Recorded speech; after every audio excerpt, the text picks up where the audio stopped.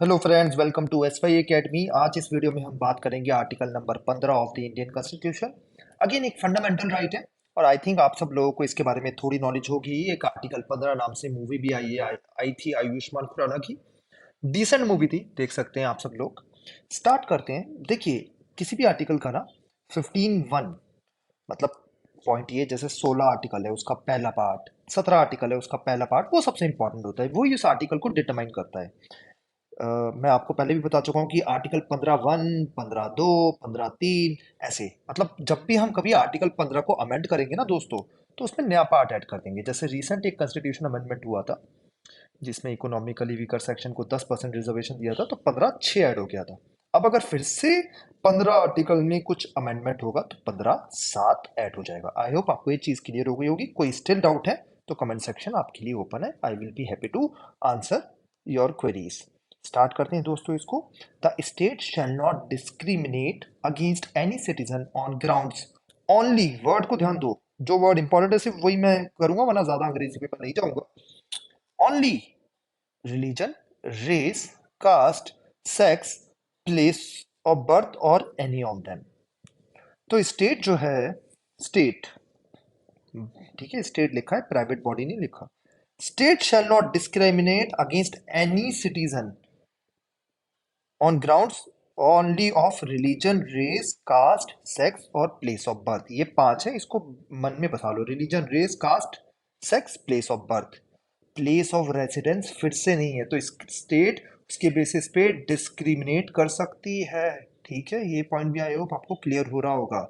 ये इसका पहला पॉइंट है। Second, no citizen shall on grounds only of religion, race, caste, sex, place of birth, or any of them be subject to any disability, liability, restriction, or condition with regard to access to shops, public restaurants, hotel, places of public entertainment।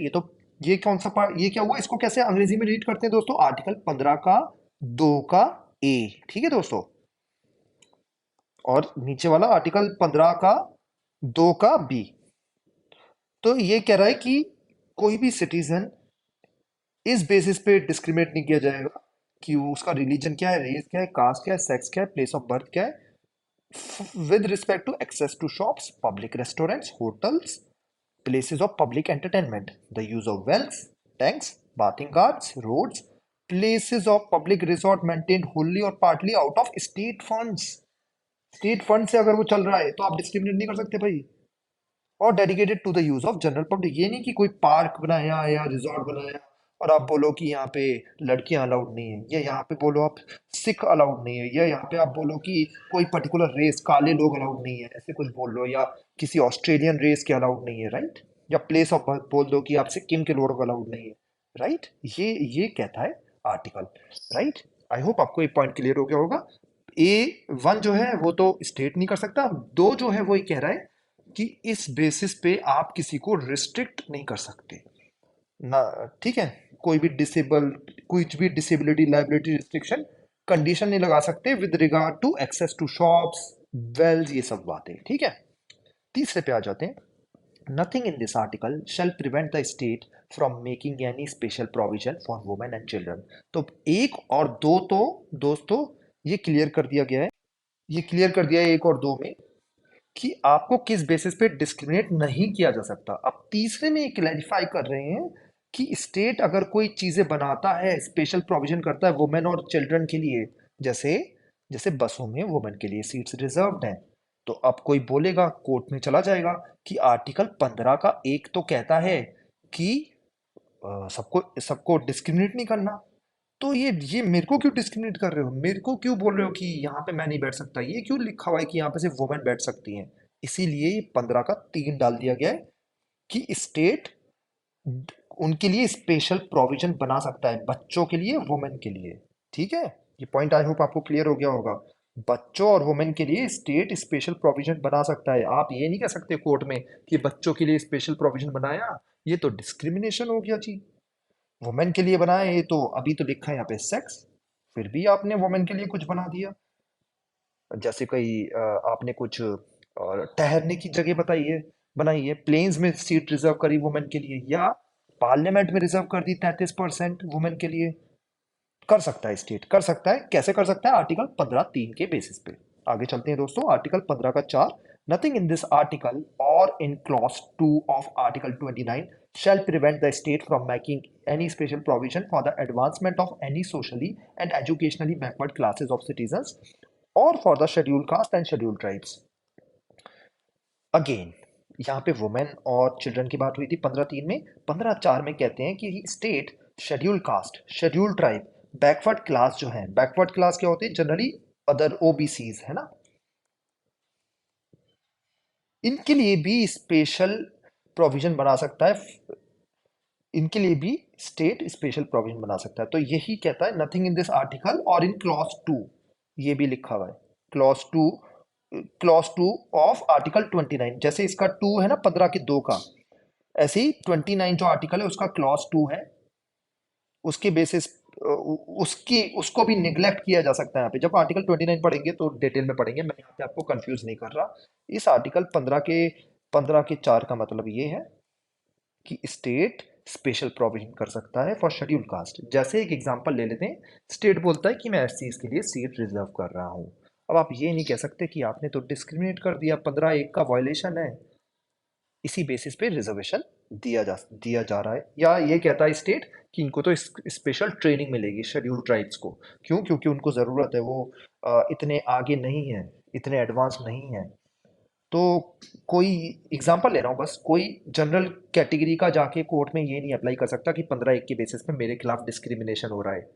ठीक है, points I hope आपको clear हो रहे होंगे। आगे दोस्तों, 15 का 5 ये अमेंडमेंट्स हुए, उसके बाद ऐड हुए नथिंग इन दिस आर्टिकल और in sub clause G of clause 1 of 19 shall prevent the state from making any special provision by law for the advancement of any socially and educationally backward classes of citizens or for the scheduled caste or scheduled tribe in so far as such special provision relate to their admission to educational institutions including private educational institution whether aided or unaided by the state other than the minority educational institutions referred to in clause 1 of article 30।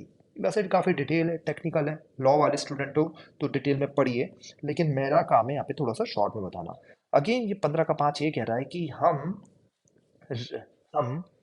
किसी भी socially और educationally backward class या किसी भी SC ST के लिए हम कुछ रिजर्वेशन, कुछ एडवांसमेंट के लिए कर सकते हैं इन एजुकेशन इंस्टीट्यूशंस। और ये बोलता है प्राइवेट इंस्टीट्यूशंस भी, मतलब जैसे बिट्स पिलानी है, प्राइवेट इंस्टीट्यूशन है, वहां पे भी उनके एडवांसमेंट के लिए, उनके इनके एससी एसटी या ओबीसीज। वैसे दोस्तों बिट्स में कोटा नहीं है, वो हम कभी और डिटेल में डिस्कस करेंगे।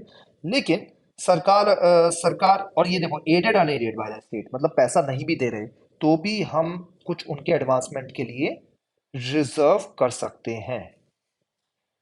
तो 15(5) क्या कह रहा है कि हम अगर कुछ रिजर्व करते हैं तो आप ये मत बोलना कोर्ट में कि आर्टिकल 15(1) या 19 के 1 का जी वॉयलेट हो रहा है। 19 के 1 का जी, जब 19 पढ़ेंगे तो उसके बारे में तभी डिटेल में देखेंगे। लेकिन यहाँ पे ये आर्टिकल 15 का 5 कहता है कि एजुकेशन इंस्टीट्यूशंस में हम रिजर्वेशन दे सकते हैं, सिंपल वर्ड्स में ये देता है। और ये किसी भी तरीके का डिस्क्रिमिनेशन नहीं है, ये किसी भी तरीके का डिस्क्रिमिनेशन नहीं है, या आप एक और वर्ड यूज कर सकते हो कि ये पॉजिटिव डिस्क्रिमिनेशन है दोस्तों। ठीक है, 15 का 5 ये कहता है। आगे चलते हैं दोस्तों, 15 का 6 ये रिसेंटली ऐड किया गया है, 10% जो रिजर्वेशन दिया गया है एजुकेशन इकोनॉमिक बेसिस पे। नथिंग इन जल्दी क्विकली पढ़ रहा हूँ मैं। नथिंग इन दिस आर्टिकल और सब clause G of clause 1 of article 9 और clause 2 of 29 shall prevent the state from making any special provision for the advancement of any economically weaker section, जो important point है उसको गोला mark कर दिया, of citizens other than the classes mentioned in 4 और 5।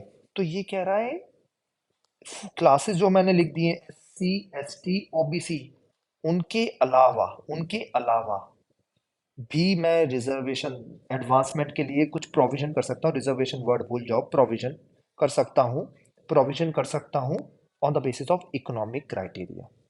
आगे चलते हैं 15 के 6 का भी, any special provision for the advancement of any economically weaker sections of citizens other than the classes mentioned in clause 4 और 5। क्लॉज 4 और 5 में कौन सी क्लासेस मेंशन्ड है, कौन से सेक्शंस मेंशन्ड है? एस सी एस टी और OBC. insofar as such special provision relate to their admission to education institutions, including private education institutions, whether aided or unaided by the state, other than the minority education institutions referred in Article 31, ठीक है, clause 130, which in the case of reservation would be in addition to a existing reservation and subject to a maximum of 10% of the total seats in each category. तो 10% reservation दे रहे हैं हम education institution में। मतलब देखो दोस्तों, 15 का 4 जो बना था ना, उसके लिए 16 का 16 का 15 का 6 का ए ऐड किया गया, और 15/5 के लिए 15 का 6 का बी ऐड किया गया कॉन्स्टिट्यूशन ने, कॉन्स्टिट्यूशन अमेंडमेंट करके। मेरे को कोई कमेंट सेक्शन में बताएगा कि ये कौन सा कॉन्स्टिट्यूशन अमेंडमेंट था जिसमें 10% रिजर्वेशन दिया गया है इकोनॉमिकली वीकर सेक्शन को। तो ये कह रहा है कि इकोनॉमिकली वीकर सेक्शन के लिए कोई भी स्पेशल प्रोविजन बना सकते हैं और उनको हम रिजर्वेशन भी दे सकते हैं, मतलब उनके एडवांसमेंट के लिए हम वर्क भी कर सकते हैं। ये 15 का 6 का बी कहता है। आई होप आपको चीजें क्लियर हो गई होंगी। आप अगर चाहते हो कि कोई भी आर्टिकल का सब पार्ट भी मैं डिटेल में डिस्कस करूं तो कमेंट सेक्शन में लिख दीजिए, मैं वो डिस्कस कर लूंगा। I will be happy to help you. और नेक्स्ट वीडियो में हम आर्टिकल नंबर 16 पढ़ेंगे, जिसमें थोड़ा पब्लिक एम्प्लॉयमेंट के बारे में डिस्कस करेंगे। ये हम fundamental rights part 3 of the constitution continue कर रहे हैं। Thank you.